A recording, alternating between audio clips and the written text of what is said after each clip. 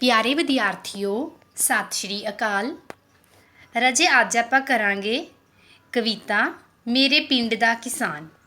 ठीक है, देखो इस कविता दे विच की है।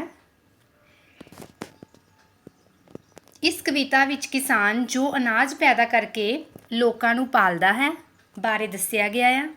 किसान की जिहड़ी मेहनत हुंदी है बहुत ज़्यादा हुंदी है, भावें गर्मी होवे सियाल होवे वरखा होवे, वो खेतां दे विच काम करदा है ते सारी दुनिया नूं की है कि अनाज भेजदा है ते ओह अपने हत्थी किरत करन दे विच किरत करके ही खाण दे विच विश्वास रखदा है।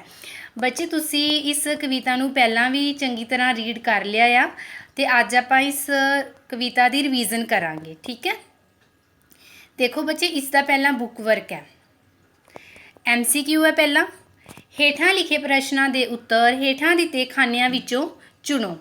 देखो तुहानूं उपर किसान भारत दी की है, देखो उपर सानूं प्रश्न दिता होया। ठीक है, नीचे सानूं 3 ऑप्शन दित्तियां होईयां कि इन्हां दे विचों किहड़ी सही है। जिहड़ी भी सही है उस दे अगे आपां टिक लगा दांगे। हुण देखो की है, किसान भारत दी की है तान मान शान। तां किसान भारत दे की है शान। किसान खेतां विच की पैदा करदा है, बिजली अनाज नमक। तो की पैदा करदा है अनाज।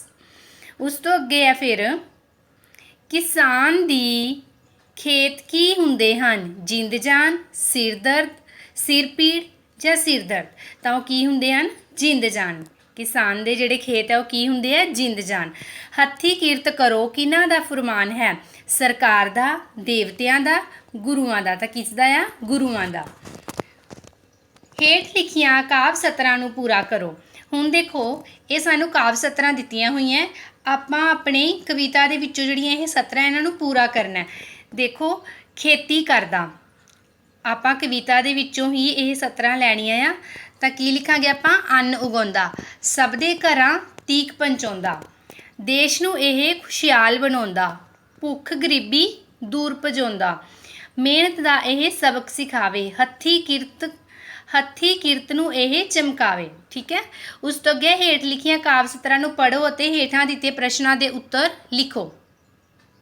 देखो हुण सानूं ये 17 दित्तियां होईयां आ। ठीक है, उस तो बाद दे विच नीचे सानूं प्रश्न दिते है। हुण आपां इस प्रश्न दा जिहड़ा उत्तर है वो किस दे विचों लभांगे, ये जेह्ड़ी सानूं जिहड़ियां काव 17 दित्तियां होईयां। किसान कित्थे कित्थे अन्न पहुंचाउंदा है, ये प्रश्न है। इसका उत्तर आपां कित्थों लभांगे, इस पैरे दे विचों जिहड़ा सानूं काव 17 दित्तियां आ। देखो किसान कित्थे कित्थे अन्न पहुंचाउंदा है, देश विदेश नूं अन्न पहुंचाउंदा। तां कित्थे कित्थे पहुंचाउंदा है, देश विदेश दे विच। किसान दुनिया दा की अखवाउंदा है, कुल दुनिया दा दाता कहलाउंदा। तां किसान दुनिया दा दाता कहलाउंदा अखवाउंदा है। किसान नूं लोक की समझ के पूजदे हन, पूजन लोक समझ भगवान, यही है पिंड मेरे दा किसान। तां किसान नूं लोक भगवान समझ के पूजा करदे हन। उस तो अगे फिर व्याकरण दा ज्ञान। हेठ लिखे प्रश्नों के उत्तर हेठां दिते खानियां विचों चुनो।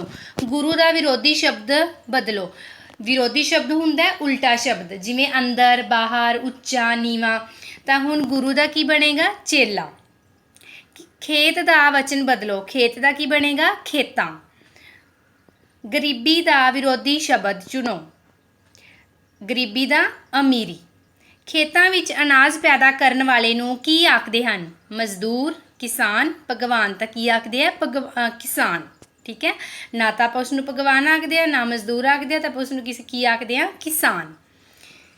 हेठ लिखी उदाहरण वाल वेखो ते बहुते शब्दां दी थां एक शब्द लिखो।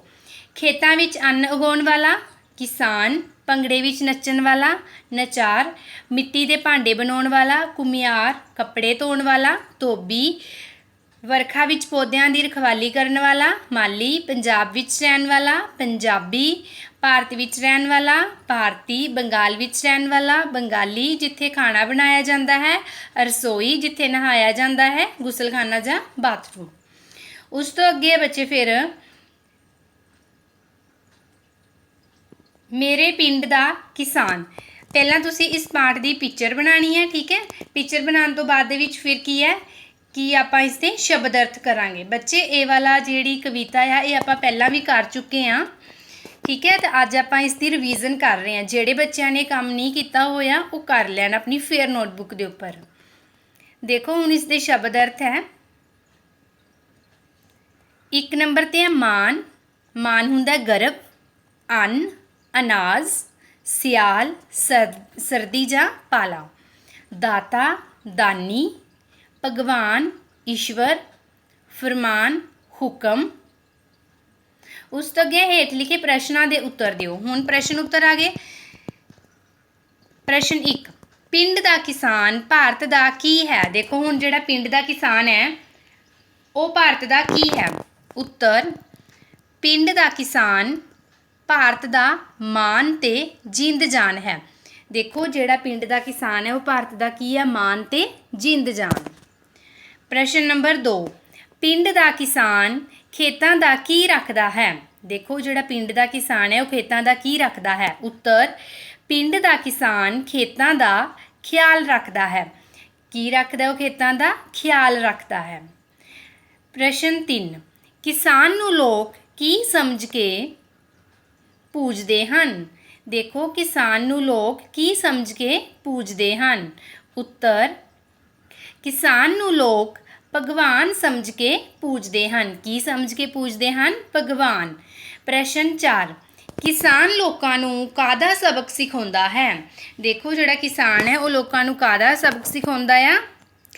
उत्तर, किसान लोगों नूं मेहनत करन दा सबक सिखाउंदा है।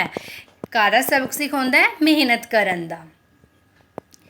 प्रश्न नंबर 5, पिंड दे किसान दे लोग गुण क्यों गाउंदे हन। देखो जिहड़ा पिंड दे किसान है, ठीक है, लोग उसदे गुण क्यों गाउंदे हन। उत्तर, पिंड दे किसान दे लोग गुण इस करके गाउंदे हन क्योंकि किसान दी मेहनत बहुत ज़्यादा हुंदी है।